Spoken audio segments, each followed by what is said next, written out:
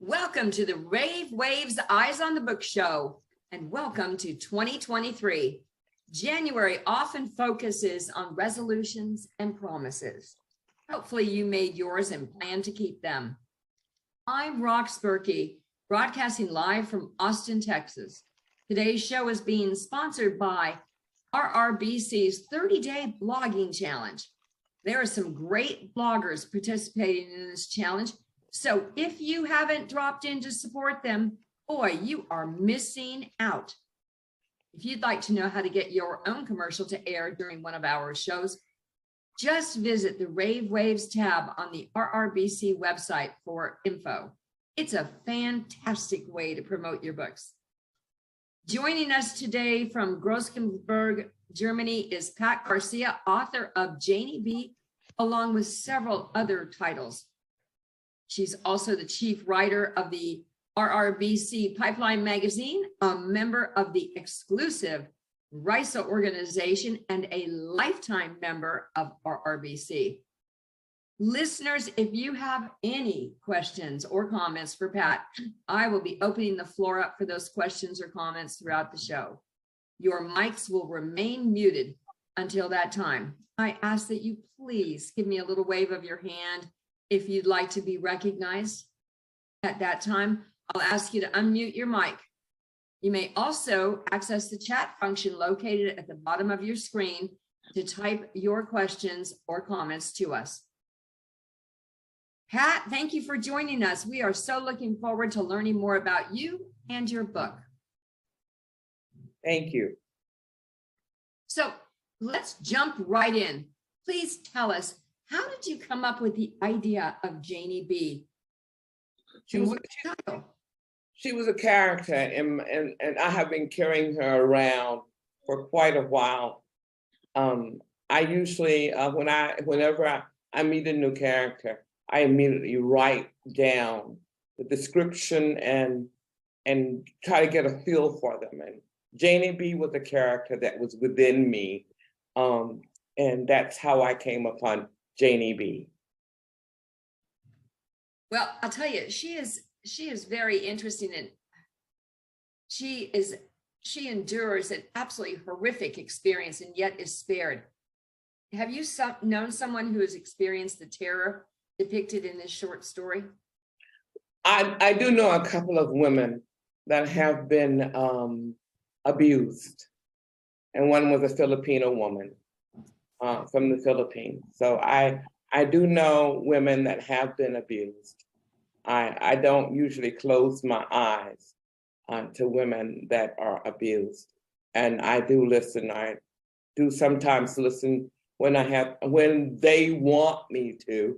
I listen to their stories. That's your empathy side showing, Pat, which I have seen in other portions of your writing.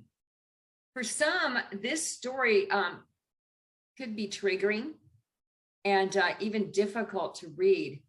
Did you find it difficult to write Janie B as a story? No, I did not find it difficult at all. I slipped into her character very easily, and that was amazing for me. Well, it's always amazing when I write that I can easily slip into my characters. And I usually write from the character's point of view and let the character tell me what they felt, and that's what I write. I do a revising, but I try not to revise to the point that the character is no longer living but dead. Ooh. I like characters that are alive, that can bring people into their story. So there's a lot of things that I do in my writing of a story that is for me very important. And the most important thing is feeling my characters. Where are they? Where are you? And that's important to me, to do that, to feel that, because that's what I give the reader. Is I want them to feel Janie B's fear, how she was feeling as she was in this house, and she was wrapped with these cords and everything from the yarn I want them to know that that can happen. That can be a reality. That is a really powerful perspective on how to write. Is that the way you have always written, Pat, or is that something that you've really cultivated over time? When I first started really taking my writing seriously, I happened upon a book from a lady that's no longer living on how to become a novelist. And it had nothing about point of view and all of that and writing books. I had a whole bunch of writing books on my shelf. And she had, this book is very, I read it because she said, it was more about you as the person, the writer, your writer mentality, your writer, how you see yourself, being able to become vulnerable. She said, she says, technique doesn't grab a reader. It's the writer's vulnerability, the ability to give that character vulnerableness. And I read that book all the time. I still have it. I have it also on my iPad. And I read her. She is one of the people that I just read. Because she talks about the writer's growth. Mm-hmm. And I want to grow as a writer. I don't want to just put words on a paper. I don't want to I won't say bore people, but I don't want to put that's what I finally got that book through. My books will upset people. And it will cause some people to think, and it will cause some people to blush. But that's life. That's life. It happens. And I'm not trying to escape life in my books. I'm trying to put life into my books. No, that's an interesting perspective. And I got a comment from Nani. If you can share the title of that book, it certainly might help others. It sounds like it's an amazing guide. And a perspective that authors, I think all of our peanut gallery would enjoy knowing what that book is. So if you would be so kind. To share the title? Yes, ma'am. And why the title? Why you want to know why the title, Janie B? No. If you can share the title of the book that you use to help. Oh, okay. It is On Becoming a Writer by Dorothea Brande. Dorothea Brande, Brande. That's the name of that book. It's an old book, which I think she wrote the book, I'm not sure, but in 1939. Wow. That's how old the book, the book is very old. She's no longer living, but this woman wrote a book that was, for me, life-changing. That's one of the books that follow me in my writing. And she, I had to decide what kind of writer I wanted to be, because she says that's the first thing you have to do. Do you want to be somebody that just writes every now and then? Or you want to be an occasional writer? Or and I knew I wanted to be more than an occasional writer. In the first three groups, I didn't want to be in those groups. I wanted to be a novelist. I consider myself a novelist. And that's what I had to, and that calls for a sacrifice. So for me, it was important to write every day. To write, and not just write something, but to write. I make myself. I choose a goal. I'm gonna write this. I know when I wrote Janie B, I had Janie B in my mind. I said, okay, Janie B, let's start. Tell me something about yourself. And so I do write goal directed. I have things that, and I've trained myself to do that now. I I enjoy the blogging challenge, not because I don't write every day, but because of the fact that I'm ordering already the own thoughts about myself and how I'm going to bring them into a present past situation, things that happened in the past and things that's happening now. And that's what this challenge is doing for me. It's helping me to order my thoughts about myself. You know, it would be very interesting to find a subject that you could be more passionate about, because I mean, your passion is just exploding out of here. So thank you. So, and the challenge is certainly important, and everybody comments in the window that writing every day is a big deal, which it is. So Paolo plays a very key role in Janie B's life. Where did this character come from, and did you pattern him after anyone in particular? Yes, I patterned him after the Italian men that I know. And I love Italian men because I think they are so fascinating. So, and I've had very good experiences. They're caring, and I like that. I like the caring coming from them. They're curious, they're nosy. They don't mind walking up and say, "Can I help you? You look like you're lost." So yes, he is patterned off the guys that I know who are Italian. Nice. I want to meet him. And those of you who haven't read this book, you really need to read this book. So Pat, you truly integrated a great deal of emotion and introspection in this story when I read it.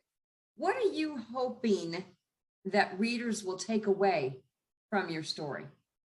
I'm hoping that the women who read my books, and the men also, that they will discover that love is not something that you have to run away from. That if you want to find a relationship, a good relationship, you have to be vulnerable, and you have to each go towards the person that you want to be involved with. Paolo was walking up a mountain, and he looked in the window, nosy as he was, and that's when he broke into the cabin. And I like it because of the fact that he is the type of man. He's a frogman. Some would say seal, and he doesn't know what the next day is going to bring. Most of the men that I write about are men that work in dangerous jobs, and their days are, they don't know if the next day is going to be there. So their way of living a relationship with a woman is totally different from men that maybe have a 9-to-5 job. Very different. You know, it sounds like we need to make sure that every man we know reads this book. I'd love to see John's perspective on it as soon as he gets a chance to read it, because I know he'll always speak from his heart as well. Yeah. So how long did it take you to craft the story itself? Because, you know, I got to be honest, Pat, I've kind of been following your writing, and this one's a little different for you. I mean, in many ways. And so how long did this one take once Janie B said, let's go? It took me exactly 4 months to get the story. That short micro read, to get everything together, it was 4 months. It took me about a month to really sit down and work on her, revising. I wrote the first draft with just my notes of what I had written down. I write, when my characters talk, I usually type into my iPhone or whatever I have, I type what they say to me.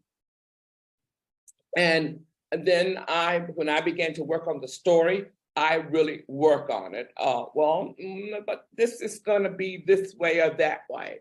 I don't usually change the dialogue comes from my characters. Yeah.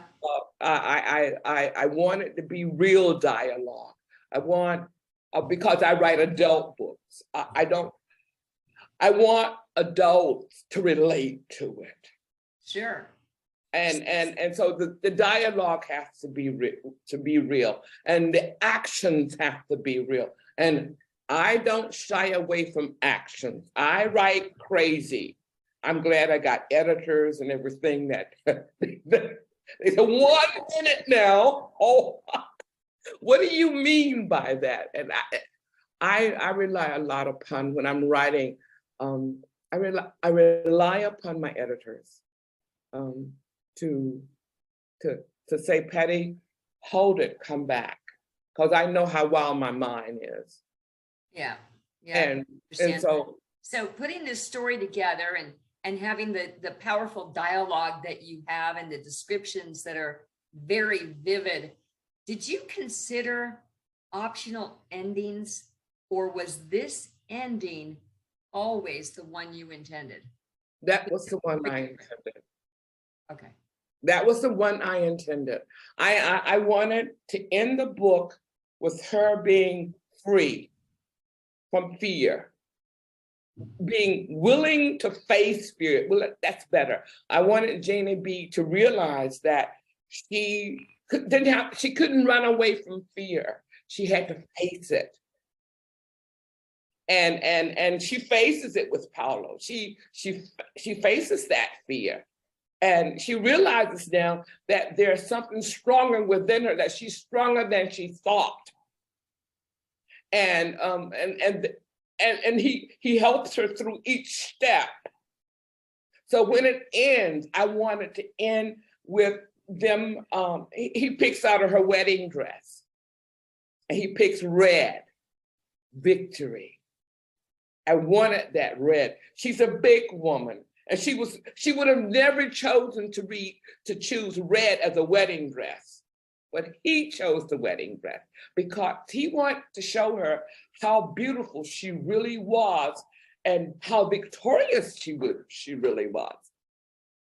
And I ended it that way with a nice, soft. I don't always go. I was in the bedroom, but I didn't go in details in this one. I went in small details, but I wanted to end it that way. I really did. I'm a romance writer. A romance.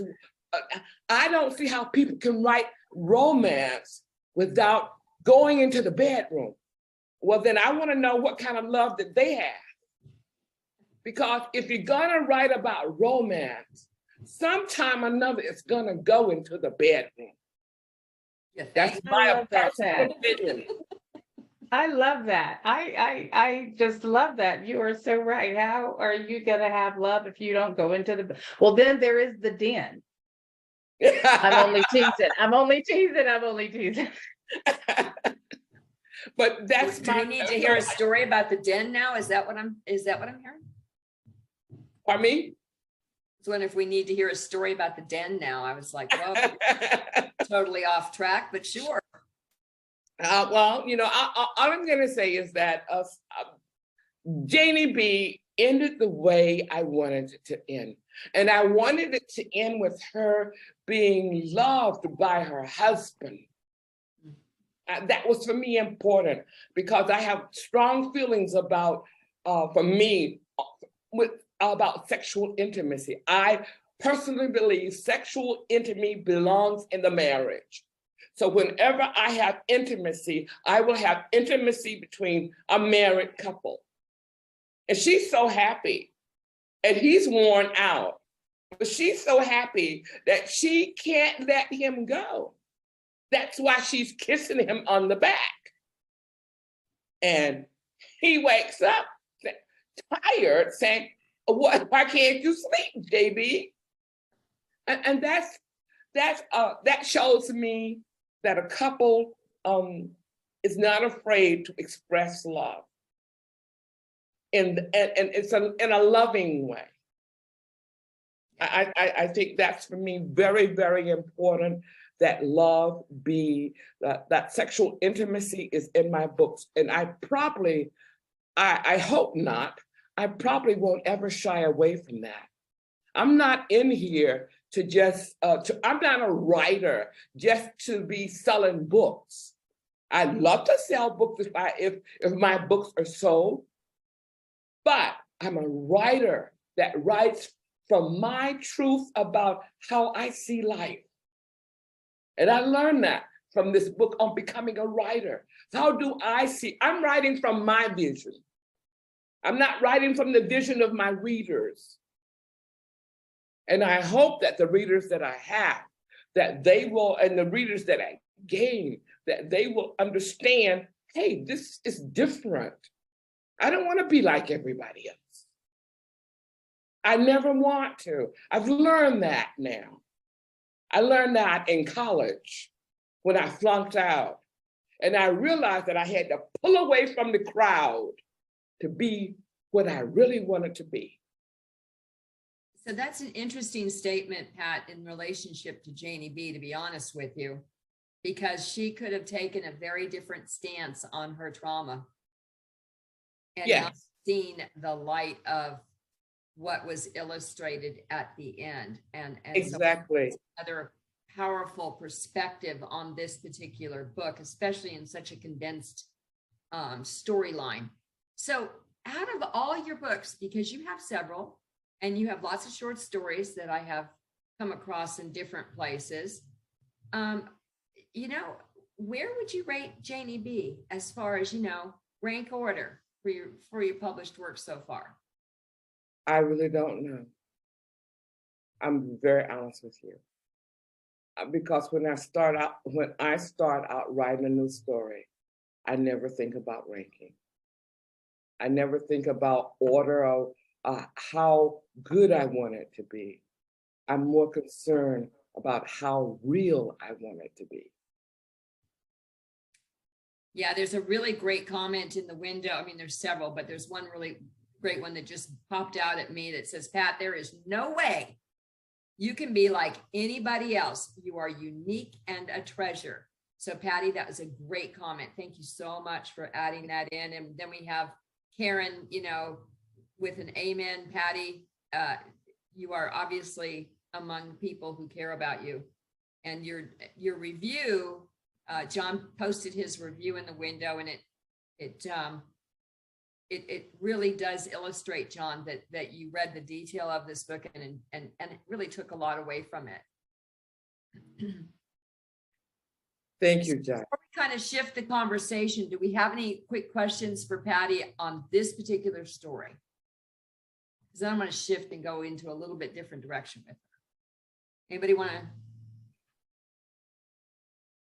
Pat, I loved your idea for the cover.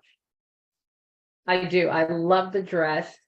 And when you started to explain the dress in my mind, I was about to type the question to you about the dress, why the red dress, but you did answer that question. So thank you. I loved the idea for the dress.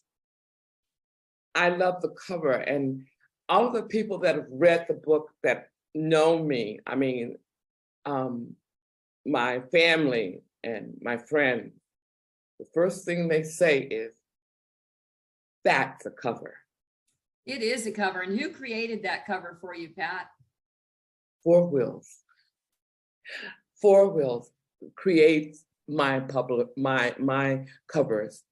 I had a chance to, I won a story contest, and they offered me a critique or they offered me a book cover, that they would create a book cover. Their artists would create a book cover, or I could have a critique if I did not want the book cover.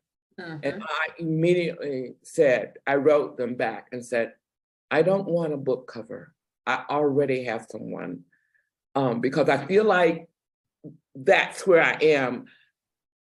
That book covers, I know that Four Wheels is going to give me what I want. And if I don't like it, I can say so. And they're going to work on it until it gets right, and we're both sitting there nodding our heads saying, that's it. That's Janie B. There you go. So I said, give me a critique. I can send you something to critique for me, but I don't want you to do a book cover. I'm very particular about the people that I work with. I think all of you writers are. Yeah. I know I am. I'm very particular, and I am thankful to have editors, a developmental editor, and an editor, two different people that don't know each other, but they're really very similar in their mentalities. So when they tell me something, and I don't always accept it, but when they tell me something, and when I look at the work again, maybe a week later, 2 weeks later, I see they're right. And I don't mind telling them, hey, you're right, I'm gonna change that. I have to see it for myself though. Sure.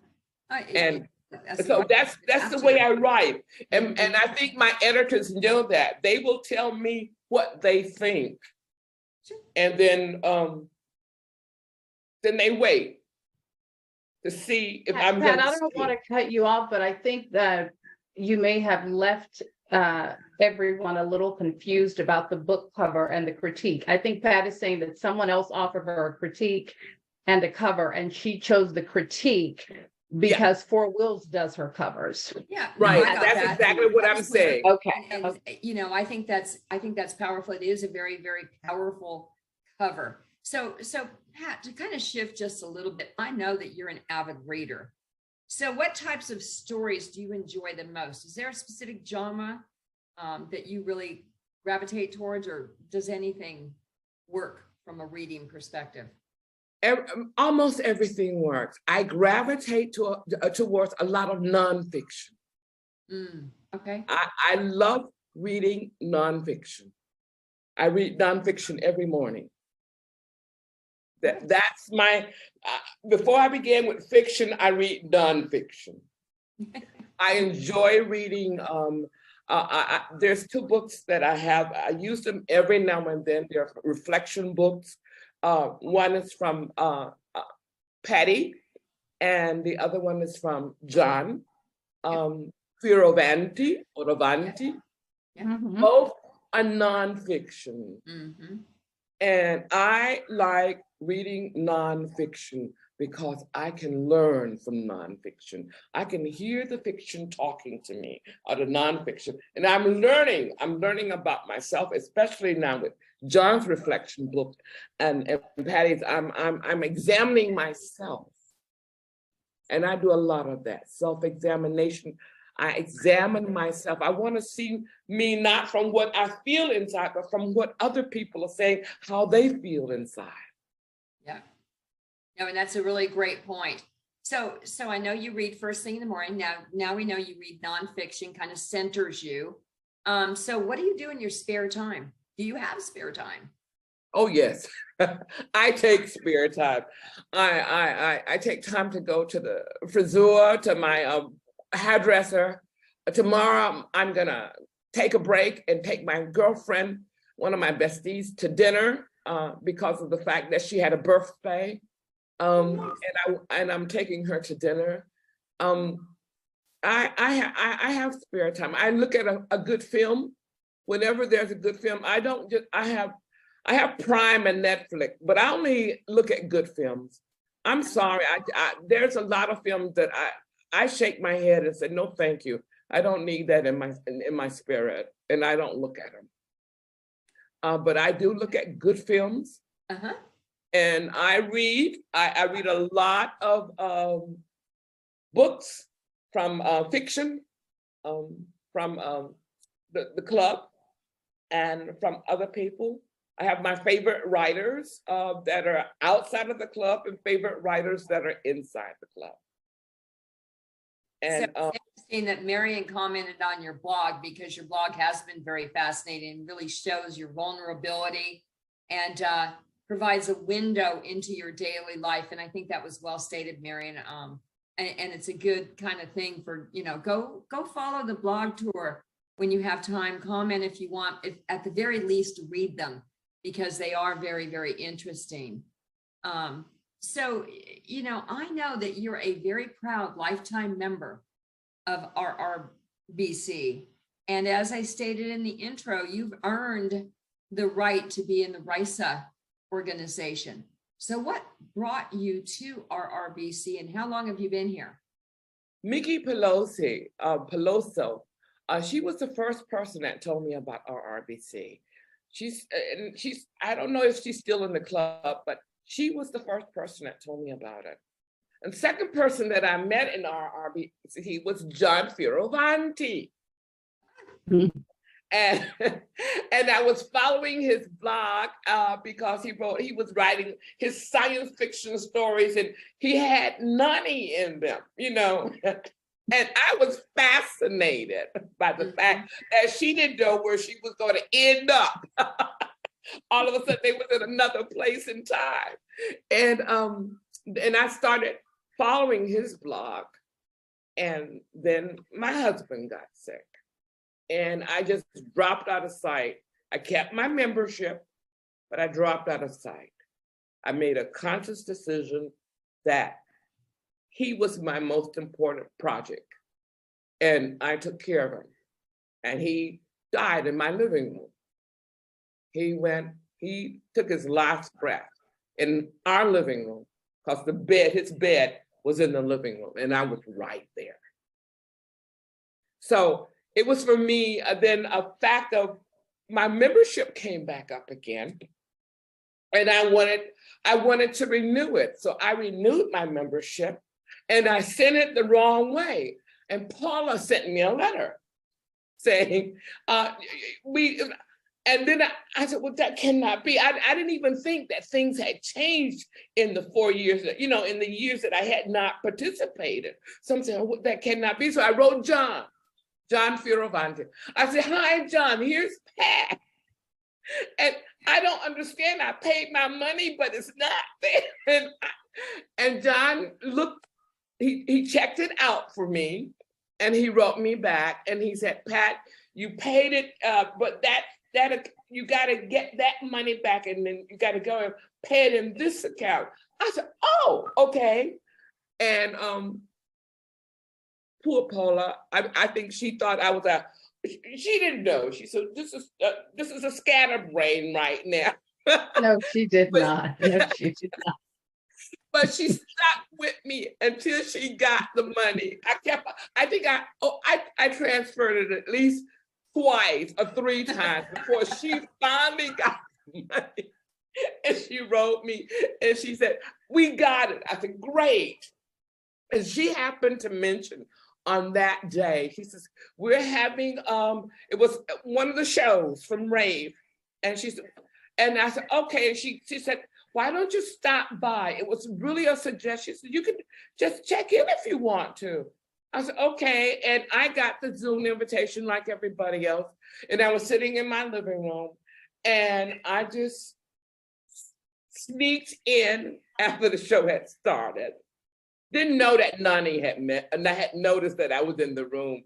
I didn't say anything, but at the end, NANI said, we have Pat Garcia here. And I said, oh, gee whiz, she did. How did she know that I was here?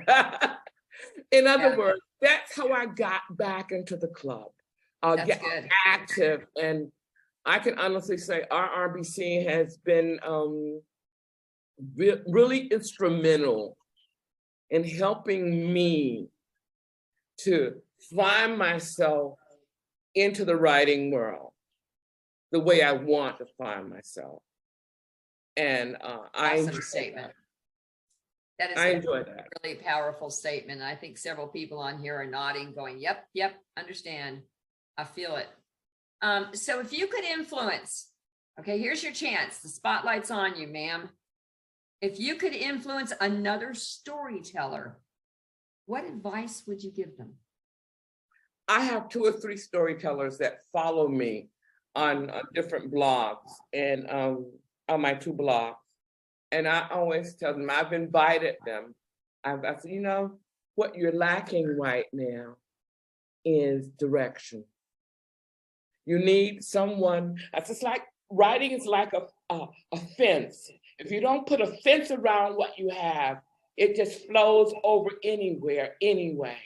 You need a fence around you. Something that you can write, they're not limiting your writing, but they're giving you that ground, that park, that ballpark to play in. So you can direct your writing. And that's what I tell them.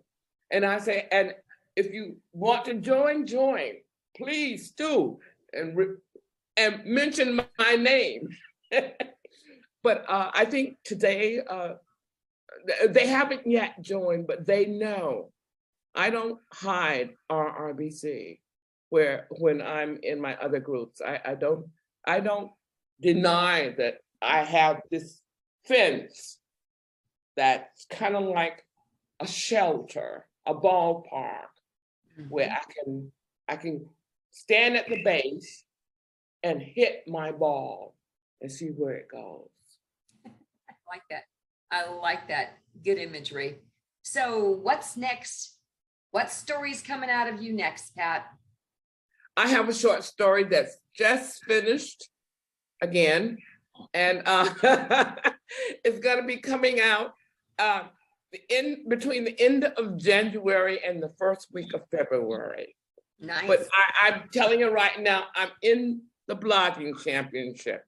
So I know it probably won't come out in January. It'll come out in February. February seems to be my starting month. And that's good. And it's got it has a dynamic, for me, it has a dynamic cover because I'm making a big statement with that cover. Ooh, I can't wait.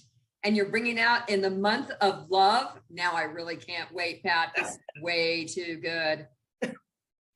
So I look forward to that. And then I have a novel that I'm finishing up, but I have a small publisher for that. And I'm gonna finish it now and get it out. But that's that. I don't have that much control, but I do have say-so over that. And I'm not gonna let it go out if it's not satisfying me. I know that. I wanna stay independent. I want to be a hybrid author, meaning independent and dependent. But I want to have some control over what I'm writing. And so I'm gonna always keep that control. I'm gonna watch it, like I'm gonna watch over my writing. I want my writing to be something that that when I'm no longer here, people are still reading it. I think I got a lot more to wait for. I want to see more of your writing before you go down that path. Okay, just saying. No, but I'm just saying. You know, I'm saying I'm looking at my book on becoming a writer. Yeah. And I'm saying that's what I know where I want to go. I got a direction, and I don't want to write books and just write books. As long as she was a writer, I want to leave something behind. I've learned that people, especially young people, they watch me, they look at me. People that know me that are younger than I am, they look at me. They look at what I do, what I say, how I live. And that gives me the fire in me to be that example. And I guess I can be that because I don't have any kids. Well, I have kids that are everybody's kids. There you go. I have kids that are everybody's kids. I'm not an Oma, well, Oma's German. I'm not a grandmother, but I am in a way when I go to my church or I go wherever I go, kids, they hang on to me. And I want to be that person.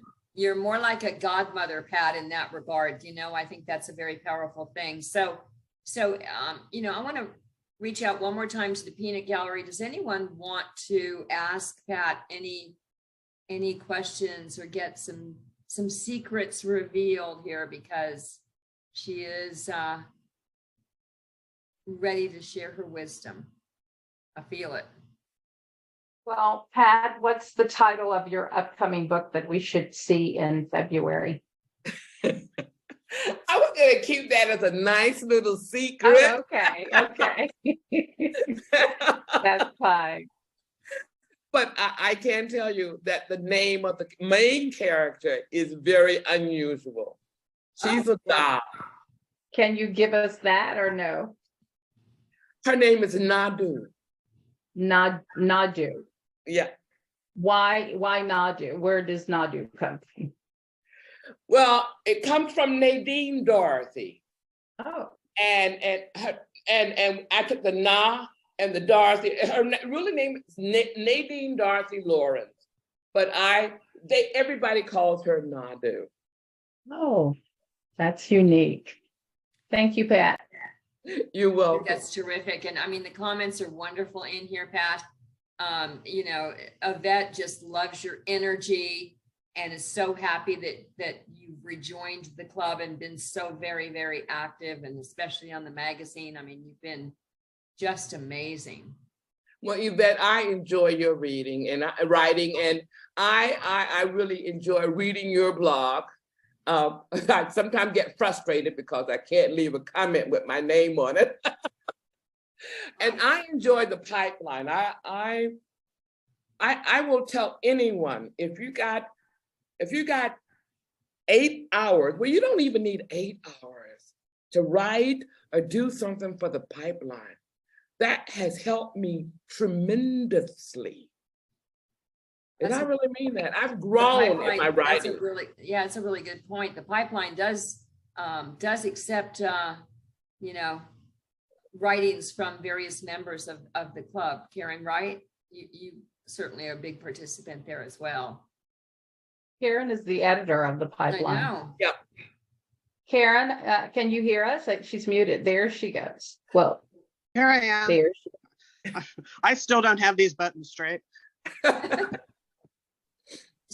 So you do, you all, I mean, Nani and you and Pat, you all accept contributions from other writers, at least for consideration, right? Well, I mean, we absolutely welcome writers to submit, yes, and would love to see short stories, ideas, pieces from your blog. Submit whatever, and if it fits, we'll use it. I think everybody gets tired of hearing from me and Pat and Nani. Yes. Maybe not Nani, but me and Pat. I agree. I get tired of hearing from Nani, so please send in and that's so true, because the pipeline is our magazine. It is. It belongs to us. So I haven't gotten the approval to say this, but I'm going to say it anyway. I think everybody should want to see the pipeline become the best online literary magazine on the internet. Of course. Of course. And it happens if we don't all participate. Right. And let me tell you, the funny thing is that the traffic to the pipeline is amazing. They're just not commenting. The traffic is there. And I don't know, I mean, I suppose I could say, they keep coming back to read what's there, which is also good. But I'm not tired of seeing the writing that's coming from Karen and Pat. I love their contributions. But we would definitely love to see more. I mean, here we are with 30 days of blogging. So we know that these people have material to share. See, they've told off on themselves now. They have all of these posts, right? That they could include a PTL parent, Yvette. I'm looking at them. Everybody's hot right now. You have all of this material to go into the pipeline. But yeah, we definitely welcome contributions from all of our members. So I think you're going to find some new contributions coming through those doorways. I think that's awesome. I think so too. Great. So Pat, Well, we're just about out of time, and I want to thank you for joining us for this terrific show today here on Eyes on the Book, and allowing us to get to know you and Janie B better. Folks, if you haven't dropped by to support the 30-day blogging challenge, you can find the blog posts all over social media, and you can find the main hub under Member Chat tab on the RRBC site. To my studio audience, you make these shows so very special. Thank you for joining me on the call today. And remember, if you miss a live show, you can always find each and every episode in the archives of the RRBC site. So I'm your host, Rox Berkey, thanking you again for joining us on another episode of Eyes on the Books, a Rave Waves production. Be sure to join us again soon for another episode of Rave Waves, where all things literary are our passion. Be safe, be kind, and we'll see you next time. Until then, keep your eyes on Pat's book.